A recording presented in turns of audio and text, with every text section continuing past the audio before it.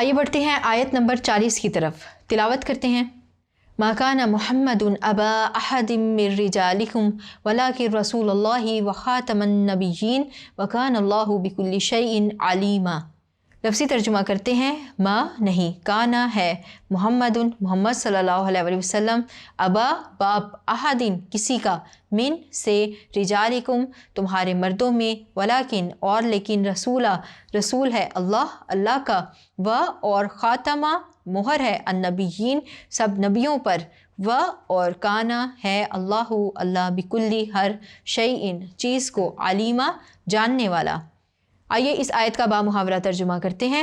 मोहम्मद सल्लल्लाहु अलैहि वसल्लम तुम्हारे मर्दों में से किसी के वालिद नहीं हैं, बल्कि अल्लाह के पैगंबर और नबियों की नबूवत की मोहर यानी उसको ख़त्म कर देने वाले हैं, और अल्लाह हर चीज़ से वाकिफ़ है। आइए बढ़ते हैं इस आयत मुबारका के मफ़हूम की तरफ। इस आयत मुबारका में दो बातें इरशाद फरमाई जा रही हैं। पहली बात यह है कि रसूलुल्लाह सल्लल्लाहु अलैहि वसल्लम तुम्हारे मर्दों में से किसी के वालिद नहीं हैं, जैसा कि हज़रत ज़ैद रज़ियल्लाहु ताला अन्हो को ज़ैद बिन मोहम्मद पुकारा जाने लगा था। तो इस आयत में फरमाया कि तुम्हारे मर्दों में से रसूलुल्लाह सल्लल्लाहु अलैहि वसल्लम किसी के वालिद नहीं हैं। और फिर आयत के अगले हिस्से में फरमाया कि रसूलुल्लाह सल्लल्लाहु अलैहि वसल्लम ख़ातमन नबिय्यीन है। तो इस आयत मुबारका की ख़त्म नबूवत के हवाले से अहमियत नागुज़ीर है। आइए इस आयत मुबारका का मुतालिया करते हैं। आयत के पहले हिस्से में फरमाया गया है मा काना मुहम्मदुन अबा अहदिम मिर रिजालिकुम, मोहम्मद सल्लल्लाहु अलैहि वसल्लम तुम्हारे मर्दों में से किसी के वालिद नहीं हैं। आयत के इस हिस्से का रब्त पिछली आयत के साथ है। हुआ कुछ यूँ था कि जब हज़रत मोहम्मद सल्लल्लाहु अलैहि वसल्लम ने हज़रत ज़ैनब रज़ियल्लाहु ताला अन्हा से निकाह फरमा लिया तो एक बहुत बड़ा तूफ़ान खड़ा हो गया, बहुत बड़ा एक प्रोपेगेंडा किया गया। तो यहाँ पर इस आयत मुबारका में ये फरमाया जा रहा है कि मोहम्मद सल्लल्लाहु अलैहि वसल्लम तुम्हारे मर्दों में से किसी के वालिद नहीं हैं। तो जब रसूलुल्लाह सल्लल्लाहु अलैहि वसल्लम किसी मर्द के वालिद नहीं हैं, तो रसूलुल्लाह सल्लल्लाहु अलैहि वसल्लम हज़रत ज़ैद बिन हारिसा के वालिद भी नहीं हैं, क्योंकि हमने एक आयत सूरह अहज़ाब में ही पढ़ी थी, आयत नंबर 5, जिसमें यह फरमाया गया कि उदऊहुम लिआबाइहिम, कि उनको उनके वालिद के नामों से पुकारा जाए। तो उस आयत मुबारका के नज़ूल के बाद हज़रत ज़ैद बिन हारिसा को ज़ैद बिन मोहम्मद की बजाय ज़ैद बिन हारिसा ही पुकारा जाने लगा था। तो इस आयत मुबारका में ये फरमाया जा रहा है कि जब ज़ैद बिन हारिसा मोहम्मद सल्लल्लाहु अलैहि वसल्लम के बेटे ही नहीं हैं, तो फिर किस एतबार से लोग ये कह रहे हैं कि रसूलुल्लाह सल्लल्लाहु अलैहि वसल्लम ने नऊज़ुबिल्लाह अपनी बहू से निकाह फरमा लिया। ये बात तो बिल्कुल बातिल है और बिल्कुल भी दुरुस्त नहीं है, क्योंकि मोहम्मद सल्लल्लाहु अलैहि वसल्लम किसी मर्द के वालिद नहीं हैं। और यहाँ पर ज़िक्र किए देते हैं कि रसूलुल्लाह सल्लल्लाहु अलैहि वसल्लम के 3 बेटे कासिम, ताहिर और तैयब थे, जो हज़रत खदीजा रज़ियल्लाहु ताला अन्हा के बतन से पैदा हुए। और इसी तरह एक बेटा हज़रत इब्राहीम, हज़रत मारिया कप्तिया के वतन से पैदा हुए थे, और ये सब के सब बच्चे बचपन में ही फोत हो गए थे। तो अब सवाल ही पैदा नहीं होता कि रसूलुल्लाह सल्लल्लाहु अलैहि वसल्लम किसी भी मर्द के वालिद रहे हों, और इसी तरह ज़ैद बिन हारिसा के वालिद भी नहीं हैं और किसी भी मर्द के वालिद नहीं हैं।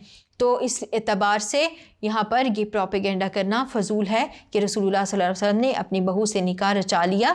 तो यहाँ पर उसी रस्म का ख़ात्मा किया गया जो तबनीयत की रस्म थी कि अपने लेपालक के बच्चे की मुतल्लका से निकाह नहीं किया जा सकता था। तो रसूलुल्लाह सल्लल्लाहु अलैहि वसल्लम ने अल्लाह के हुक्म से हज़रत ज़ैनब रज़ियल्लाहु ताला अन्हा से निकाह फरमा कर उस रस्म का हमेशा हमेशा के लिए ख़ात्मा फरमा दिया। आइए बढ़ते हैं आयत के अगले हिस्से की तरफ, जो कि है वलाकिन रसूलुल्लाहि व ख़ातमन नबिय्यीन, बल्कि अल्लाह के पैगंबर हैं और नबियों की नबूवत की मोहर यानी उसको ख़त्म कर देने वाले हैं। यहाँ पर जो लफ्ज़ इस्तेमाल किया गया है ख़ातमन नबिय्यीन, यानी नबियों की मोहर या नबियों में आखिरी नबी। तो ख़ातिम को जब हम लुगत में देखते हैं तो ख़ातिम से मुराद अंगूठी भी होती है और ख़ातिम से मुराद मोहर भी होती है। तो कहा जाता है कि मोहर किसी काम के आखिरी अमल को ही कहा जाता है। जब हम कोई, आपने देखा होगा ऑफिशियल डॉक्यूमेंट भी जब होता है तो वो ऑफिशियल डॉक्यूमेंट पूरी तहरीर ऊपर लिखी होती है तो उसके आखिर में मोहर लगा दी जाती है, और इसका मतलब क्या होता है कि इस सफ़े में जो तहरीर लिखी हुई है उसमें कोई तब्दीली वाक़ई नहीं हो सकती, वो आखिरी यानी हरफ आखिर है, वो मोहर उसको ज़ाहिर कर देती है।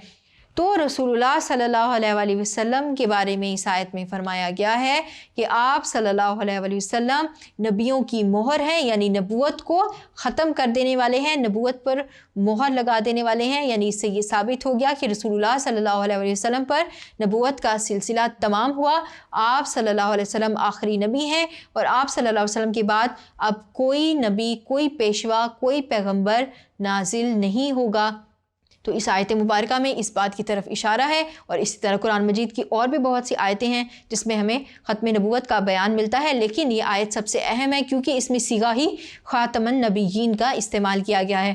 تو آئیے بڑھتے ہیں قرآن آیت کی طرف۔ اللہ تعالیٰ فرماتے ہیں قُلْ يَا أَيُّهَا النَّاسُ إِنِّي رَسُولُ اللَّهِ إِلَيْكُمْ جَمِيعًا، اے محمد صلی اللہ علیہ وسلم کہو کہ اے انسانوں میں تم سب کی طرف اس اللہ کا پیغمبر ہوں۔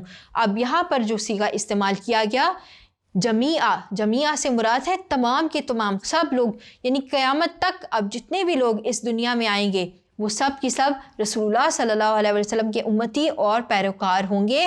رسول اللہ صلی اللہ علیہ وسلم کے بعد اب کوئی نبی نہیں آئے گا، دین مکمل ہو چکا ہے۔ اب اگر کسی کو ہدایت کی ضرورت ہوگی تو وہ اس کے لیے قرآن مجید بھی موجود ہے، رسول اللہ صلی اللہ علیہ وسلم کی احادیث بھی موجود ہیں، اور کسی کو دین کی طرف بلانے کے لیے دین اسلام میں سے یعنی رسول اللہ صلی اللہ علیہ وسلم کی امت میں سے ہی داعی دین اٹھیں گے جو اللہ کے دین کی طرف دعوت دیں گے۔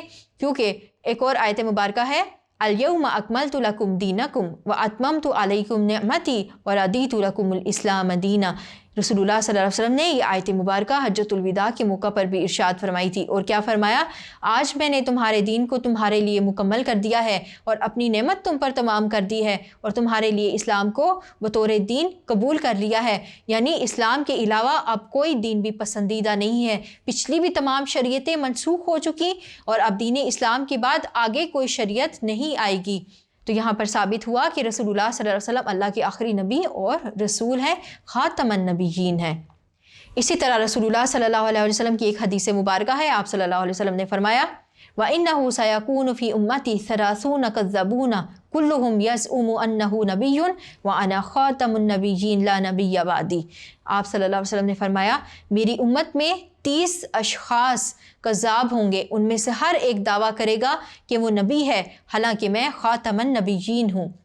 تو اس حدیث مبارکہ میں بھی اس بات کی طرف اشارہ کیا گیا ہے کہ رسول اللہ صلی اللہ علیہ وسلم خاتم النبیین ہیں، آپ صلی اللہ علیہ وسلم اللہ کے آخری پیغمبر ہیں۔ اب آپ صلی اللہ علیہ وسلم کے بعد کوئی نبی نہیں آئے گا، لیکن یہاں پر رسول اللہ صلی اللہ علیہ وسلم نے ایک حدیث کے ذریعے آگاہ بھی فرما دیا کہ میری امت میں 30 ایسے لوگ آئیں گے جو نبوت کا جھوٹا دعویٰ کریں گے، وہ سب کے سب کذاب ہوں گے، ان میں سے ہر ایک یہ دعویٰ کرے گا کہ وہ آخری نبی ہے۔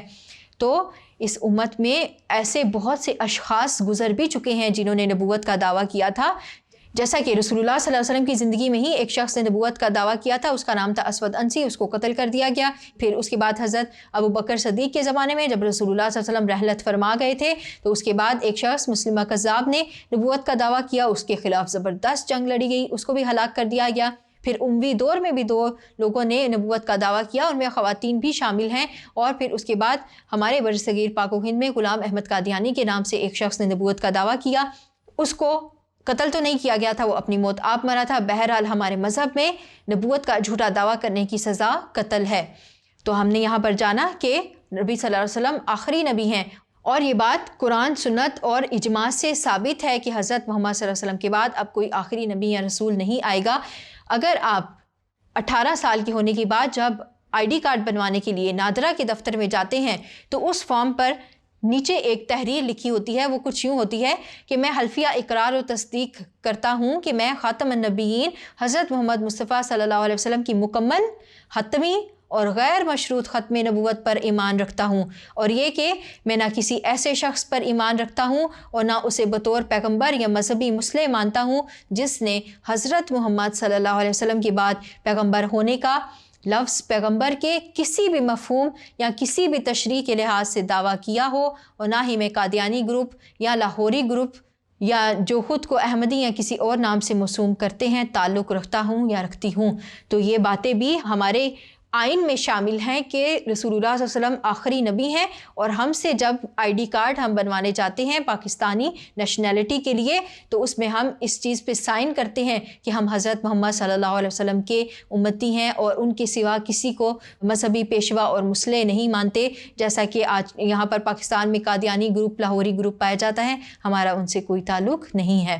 تو یہ تھا اس آیت مبارکہ کا مفہوم۔ امید کرتی ہوں کہ آپ کو ختم نبوت کے حوالے سے بھی اس آیت مبارکہ کی سمجھ آ گئی ہوگی۔